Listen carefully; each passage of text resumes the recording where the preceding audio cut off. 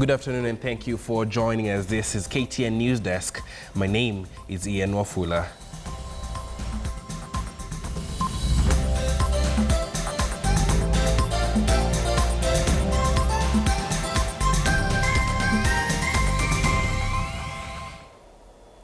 Musician Charles Njagua Kanyi, popularly known as Jaguar, has threatened to resign as board member at the National Authority for Campaign Against Alcohol and Drug Abuse, NACADA. The musician, who was appointed to the board by President Uhuru Kenyatta 2 months ago, cites rampant corruption at the board as the reason for his resignation. The agency has been marred by wrangles pitting Chairman John Mutudo and a section of the board over alleged fraud involving 99 million shillings.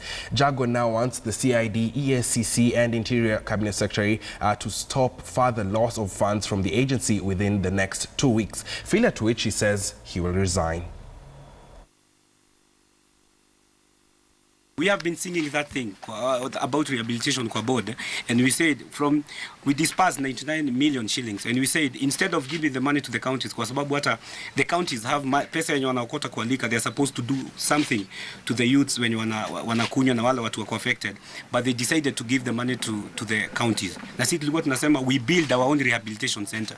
About me stepping down, mimi naona kwa sababu ya jina yangu, kwa sababu najua mimi ni msanii na watu wananiheshimu huko nje. Sisemi ati na step down mtu mwingine step aside, lakini naona hakuna mafanikio nitaleta. Kwa hivyo mimi kwangu it's better nifungue NGO nisaidie vijana nayo kuliko kukaa mahali watu wanaweka pesa kwa mfuko, kwa sababu mimi si maskini na siwezi appointiwa na president nikuje. I can help the president in other avenues. That's what I want to say. Let's just cross borders a bit, and 3 people were killed overnight, adding to the total number of 70 people killed in weeks of violence in Burundi as the country goes to a poll for controversial election. Reports indicate that sporadic gunshots and explosions kept Bujumbura awake on Sunday night, the eve of the poll. Asham Wilu now reports. Election morning in Bujumbura, ushered in by desperate cries for normalcy. On Sunday evening, the city hardly slept. Sporadic gunfire and explosions have left at least 3 people dead by dawn. Someone called him on the phone and he went out, then we could hear gunshots. He went out onto the main street and he died. That's where we found his body.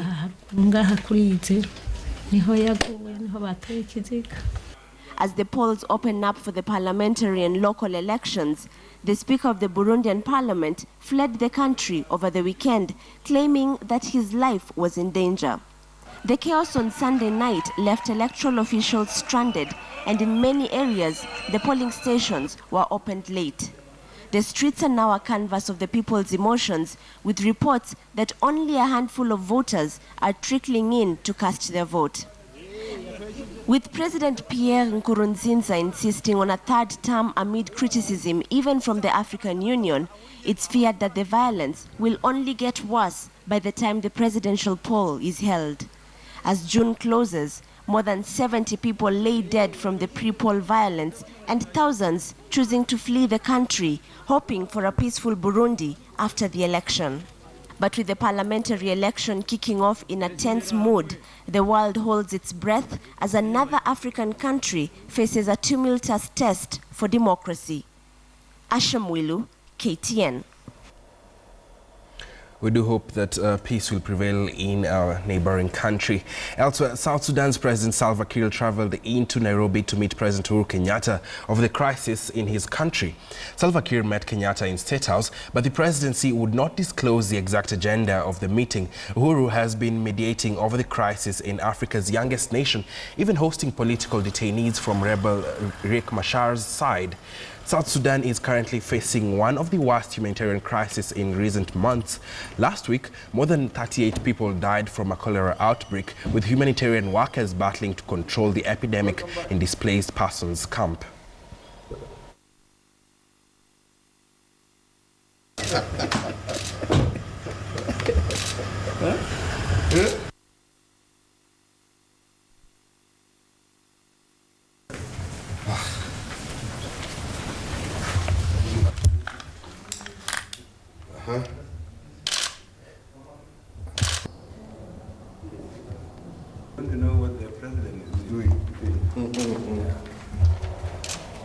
So that's good, my friend. Thank you. We agree on that. Thank you.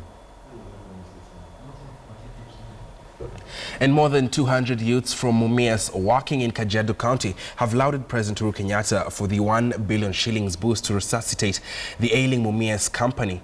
The youth said that politicians should support development agenda and not politicize the move. They called on the president to crack the whip and ensure that all managers who led to the troubles in the company are brought to book.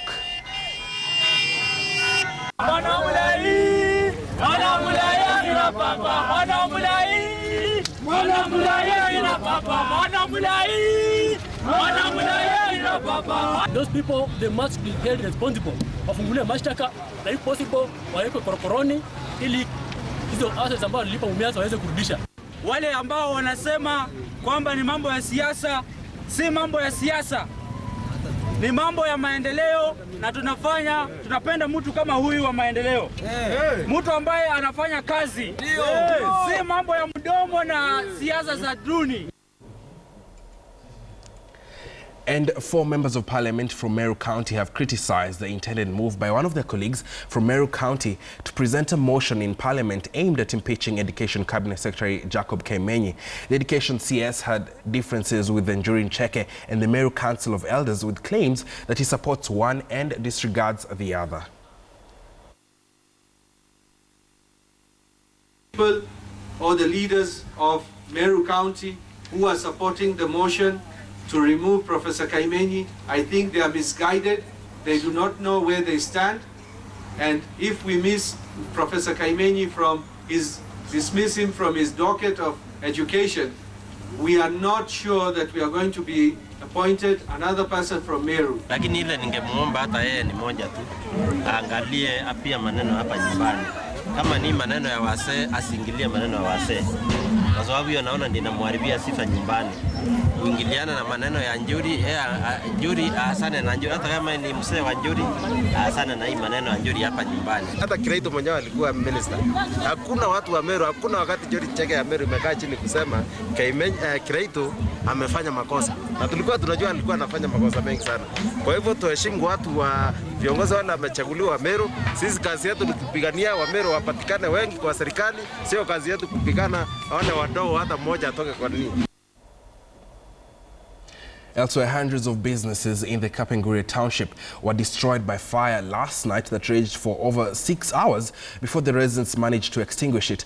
The fire spread to several small businesses, including phone accessories, shops, M-Pesas, food kiosks, saloons, and electronic shops.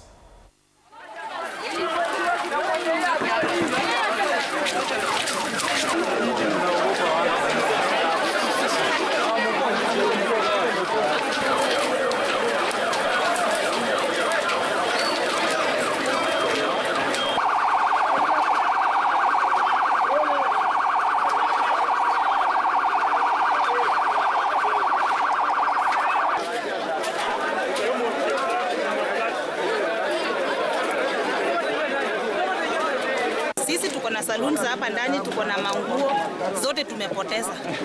Na hakuna hata zimamoto. Moto imeanza kuwaka saa 2 mpaka saa hizi hakuna hata wazimamoto. Kwani kaunti ya West Pokot hakuna wazimamoto. Imagine masaluni zimewaka, sasa tutakulia wapi? Tutaenda wapi jamani? Tutaenda wapi? Kitu ambacho kinatushangaza kwa masaa 4 kaunti haijaweza kutupatia fire extinguisher. Wananchi wamejitolea kumwaga maji, lakini bado tunaangalia kwamba moto unaendelea kuwaka. Kwa hivyo hii ni changamoto kwetu, lakini tunasema ya kwamba ni bahati mbaya. Mungu anaenda kuwarejeshea hata wale ambao wamepoteza. A Kiswahili teacher at Njoro Girls High School in Nakuru County appeared before a court in Nakuru, that is, this morning, charged with defiling his student, a 15-year-old girl. The man was also accused of molesting 5 other girls. Paul Gasheru was arrested on Saturday. He was charged with 2 counts in the first case of defilement, with the second count being an indecent act of touching the private parts of the 15-year-old girl. The crimes were allegedly committed in June last year. On the second case, he faced 5 counts of indecent act committed to 5 girls aged between 15 and 17 years on various dates between 2014 and 2015. The accused, however, denied the allegations before Nakuru Chief Magistrate Doreen Mukelio. The teacher was remanded until tomorrow, when his case will be mentioned again.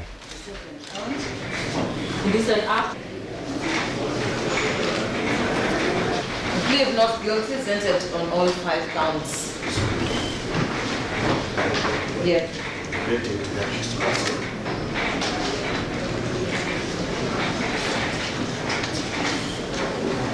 Considering whether or not to release the accused and what terms to give, because in admitting or releasing an accused person on bail bond, the court must have regard to the security of both the accused person and the complainant in the matter.